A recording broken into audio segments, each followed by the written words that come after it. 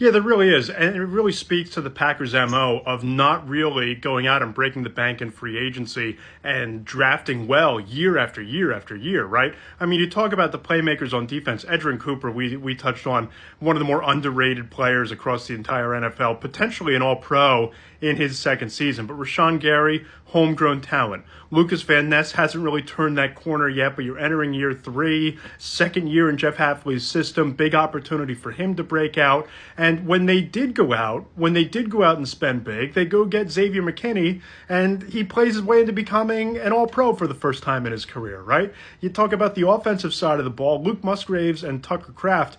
Is there really a better, more reliable, more consistent tight end duo in the entire NFL? I mean, you can look at what Detroit has with Sam Laporta.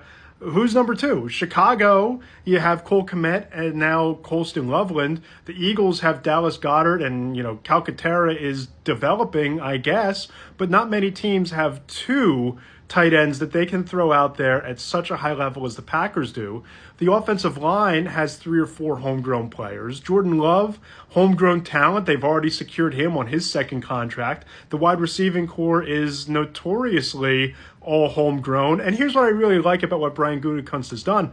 Just because you have Romeo Doubs, just because you have Jaden Reed, just because you have Dontavian Wicks, they still went out and they realized they needed that top of the depth chart burner. And you take Matthew Golden in round 1 with 4.29 speed. Now, I spoke to an executive who told me that, Golden is there to go deep, to get the offense vertical, to create even more explosive plays than the Packers had a year ago when they led the league with 38 of them. But you look at that skill set.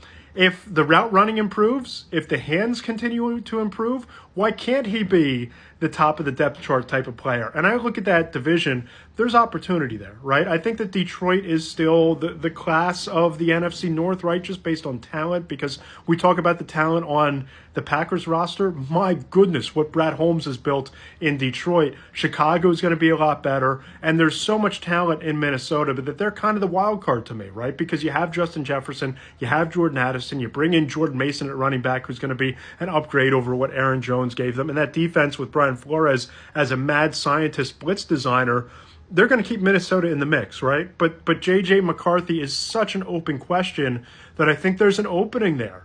I think there's an opening for the Packers in one of the toughest divisions in football to make the leap. And if they get in and all of these young players rising at the same time, that's the theory, right? The theory is draft well, keep them together, let them develop, let them grow, let them improve along the same timeline. Then, yeah, I think the Packers can certainly be in the mix. And